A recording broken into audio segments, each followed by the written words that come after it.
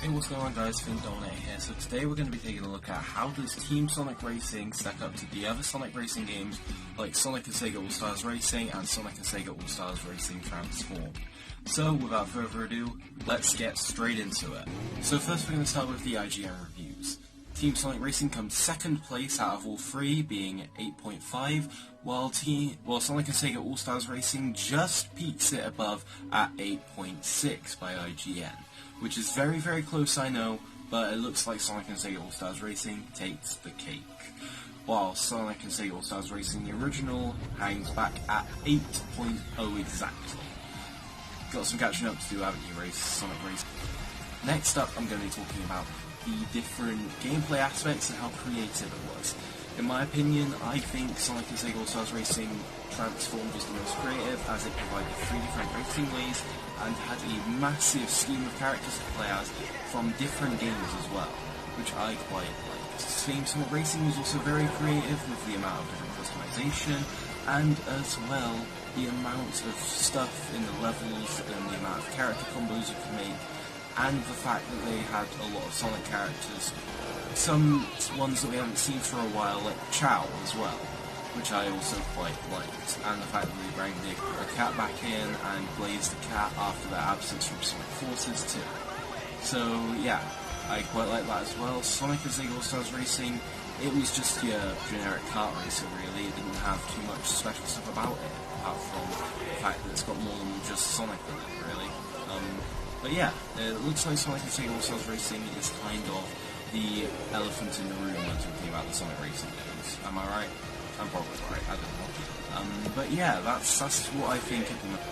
Along with this, we also have to talk about the originality of every single game.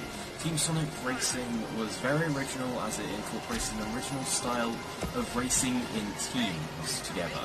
This hadn't really been seen that much, apart from a single game, I believe, which is called Onrush, which requires you to race as a team.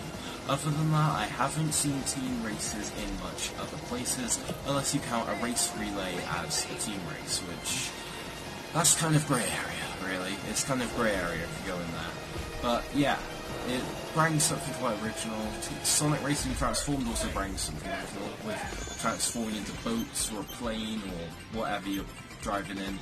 But yeah, they all tried to bring something original to the table. Sonic and Sega All-Stars Racing didn't really. It kind of said, let's take Mario Kart and shove Sonic in it and stuff like that. Mario Kart has evolved too. If you take a look at Mario Kart 8, you've got like driving on the walls, you've got planes and everything like that, you've got driving on the water.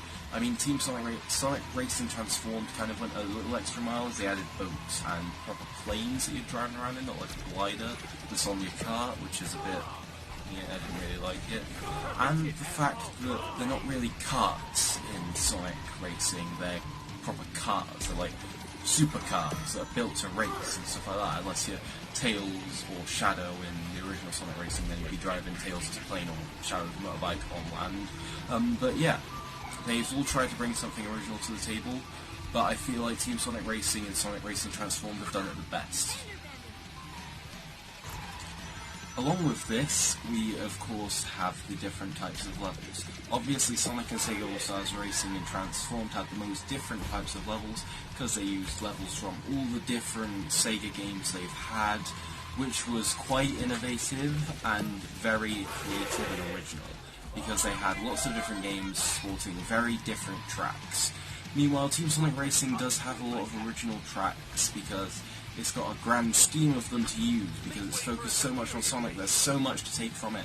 They probably didn't know where to start. I mean, obviously they knew where to start with Whale Lagoon, because it's been in all 3 of the games at some point, because you had Whale Lagoon, then you had like that one with the water bit in Transformed, and then that came back in the 3rd one, obviously Team Sonic Racing. But yeah, that's I quite like it a lot, but in my opinion guys, Team Sonic Racing is my favourite. Honestly, Team Sonic Racing, I've had the most fun with it. I've probably enjoyed the fact that you've got the different stuff you can do, you've got a proper story instead of just play through this level, unlock this character. It's a proper story with some actual like thought put into it, you're not just racing for no reason and stuff like that. But yeah guys, Team Sonic Racing takes 1st place at the green, or gold, because green light, alright, whatever.